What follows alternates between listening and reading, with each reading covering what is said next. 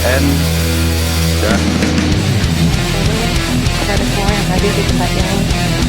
Saya mengucapkan terima kasih untuk waktu yang telah diberikan oleh rekan-rekan wartawan, rekan-rekan media, pihak kepolisian untuk mengatakan press release ini, kami perlu meluruskan berbagai misinformasi yang selama ini terjadi, bahwa ada perlakuan yang berbeda terhadap tersangka. Ini perlu kami luruskan.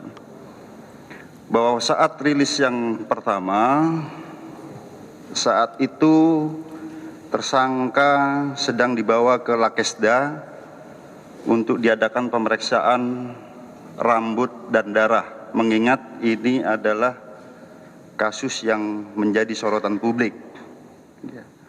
Jadi selain urin, kami pastikan melaksanakan pemeriksaan rambut dan darah. Kemudian kami perlu menyampaikan juga bahwa penyidikan kami ini sifatnya adalah berkesinambungan. Artinya kita periksa betul selama 4 hari ini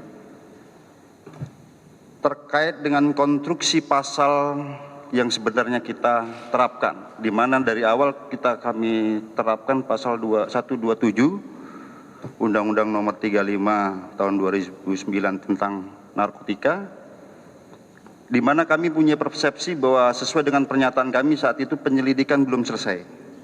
Ya. Nah, selama 4 hari ini kami adakan penyelidikan lebih mendalam lagi terkait dengan perkara ini. Kami adakan penggeledahan, pemeriksaan bukti-bukti digital, data IT, ya.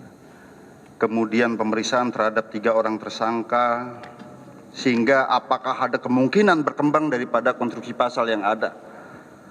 Apakah ada mens reanya, niat jahatnya untuk memiliki, menyimpan, menguasai, bahkan mengedarkan, artinya menawarkan pada orang lain.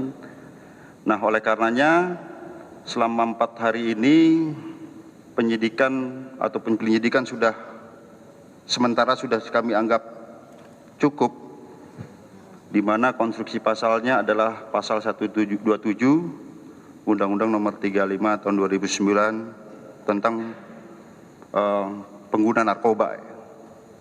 Nah, yang kedua, kami perlu meluruskan terkait bahwa tersangka ini tidak diproses sebagaimana mestinya, bahwa dalam pasal 127 sebagaimana yang hasil penyelidikan kami tentang pengguna narkoba ini diwajibkan untuk melakukan atau dilaksanakannya rehabilitasi. Itu adalah kewajiban undang-undang.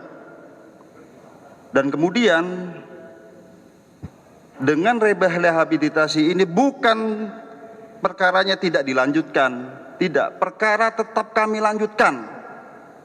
Kami bawa ke sidang, nanti akan divonis oleh hakim, di mana ancaman maksimalnya adalah 4 tahun. Ini yang perlu diluruskan, bahwa dan kemudian untuk rehabilitasi ini itu bukan dilaksanakan oleh penyidik. Ada permohonan dari keluarga, kita fasilitasi, dilaksanakan oleh tim asesmen terpadu oleh BNN, yang isinya ada Polri, Kejaksaan, dokter, psikiater, dan lain sebagainya, di luar penyidik, di luar Polres Jakarta Pusat. Tetapi kami perlu tekankan lagi, ya, seandainya ada keputusan rehabilitasi sebagaimana diwajibkan dalam undang-undang, pasal 54, Undang-Undang Nomor 35, Tahun 2009, bukan berkas tidak dilanjutkan, tetap kami lanjutkan, bawa ke pengadilan, dan nanti akan divonis oleh hakim. Ini yang perlu menjadi penekanan agar tidak menjadi kesimpang siuran informasi. Di informasi kami laksanakan penyidikan secara profesional, dan kemudian rekan-rekan sekalian, sebentar lagi akan kami hadirkan tersangka. Mengapa kami menunggu? Karena kami menunggu komplit ataupun lengkap penyidikan kami, sehingga kita akan tampilkan para tersangka ini. Selanjutnya rekan-rekan sekalian, sebelum ditampilkan, kami pernah menyampaikan bahwa strategi pengungkapan narkoba yang dilakukan oleh Polres Jakarta Pusat adalah preemptive strike. Artinya kami mengungkap dari hulu. Sebagaimana rekan-rekan ketahui, ada hal yang unik di masa pandemi ini. Polres Jakarta Pusat dalam kurun 22 hari, ya pertama kita ungkap 400 kilo, dalam waktu 22 hari bisa menjadi 1,1 ton setelah bergabung dengan Polda Metro Jaya. Dan kami temukan fakta lagi yang unik, kami temukan bandar, ya nanti barang buktinya ya cukup banyak, nanti akan kami tampilkan, di mana kami duga berdasarkan penyelidikan kami, ya bahwa ini digunakan oleh kalangan-kalangan tertentu, kaum-kaum jet set, kalangan-kalangan elit. Ya, kami sudah gambarkan, petakan, ya, tinggal tunggu saja, ya. Kalau masih ada yang menggunakan, tunggu waktu akan kami tangkap. Jadi bukan hanya tersangka 3 ini sebenarnya. Sebelumnya sesuai dengan strategi kami preemptive strike, kami sudah menangkap bandar yang khusus, dugaan kami khusus untuk kalangan-kalangan jet set ini. Ini yang perlu kami jelaskan pada rekan-rekan sekalian. Yang pertama, tidak ada diskriminasi. Kami akan tampilkan menunggu hasil penyelidikan kami komplit, yang sebentar lagi akan kami tampilkan. Yang kedua, rehabilitasi bukan kewenangan daripada penyidik, tetapi dilakukan oleh tim asesmen terpadu BNN. Kita menunggu rekomendasinya sekarang, karena itu amanah daripada ataupun kewajiban dalam undang-undang. Seandainya pun direhabilitasi, bukan berarti berkas tidak dikirim, kami kirim. Tetap kami kirim, divonis oleh hakim nantinya, di mana konstruksi pasal tersebut ancaman maksimal adalah 4 tahun. Ya nanti kita lihat, itu di luar daripada kepolisian. Itu yang perlu kami sampaikan.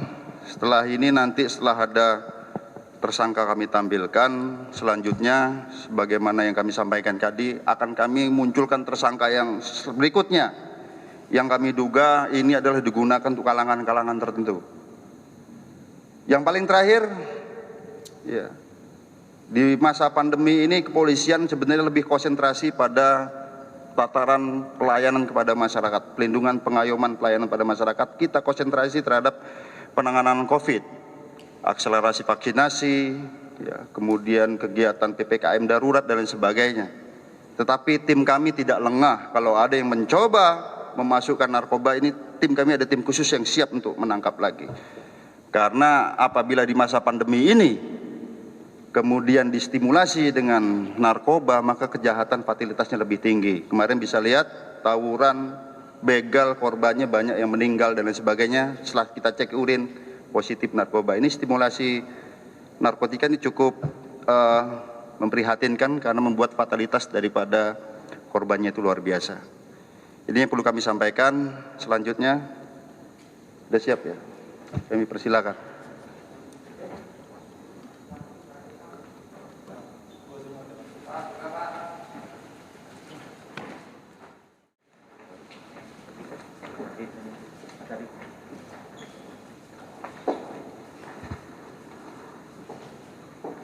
Ada yang mau ngomong? Ya.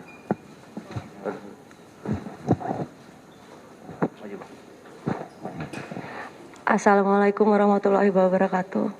Selamat sore kepada semua yang hadir di tempat ini. Saya mengucapkan terima kasih untuk waktu yang telah diberikan oleh rekan-rekan wartawan, rekan-rekan media, pihak kepolisian, tim pengacara, dan semua yang hadir di tempat ini, termasuk yang akan mendengarkan saya baik secara langsung maupun tidak. Sore hari ini mohon izinkan saya dengan segala kerendahan hati untuk mengucapkan permintaan maaf yang sebesar-besarnya kepada seluruh pihak yang terkait, khususnya kepada keluarga besar saya, sahabat, teman-teman, orang-orang yang mengasihi saya, rekan kerja, dan seluruh pihak yang sudah menaruh kepercayaannya kepada saya. Saya, Nia Ramadhani Bakri, mengakui bahwa yang saya lakukan tidak menjadi sebuah contoh yang terpuji.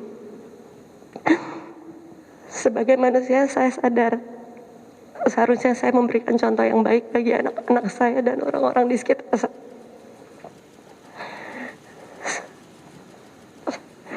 Saya berharap melalui pernyataan saya ini, saya bisa dibukakan pintu maaf yang sebesar-besarnya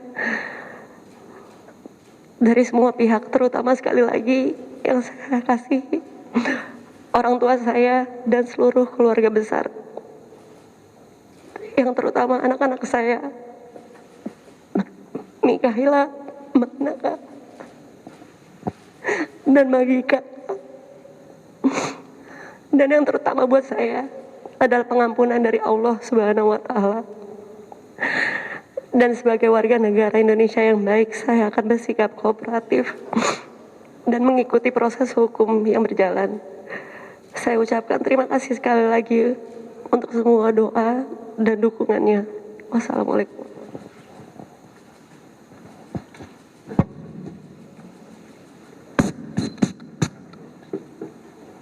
Ya, baik rekan-rekan, tadi sudah kita tampilkan. Dari lawyer ada yang perlu disampaikan? Tidak ada? Cukup? Sudah ya.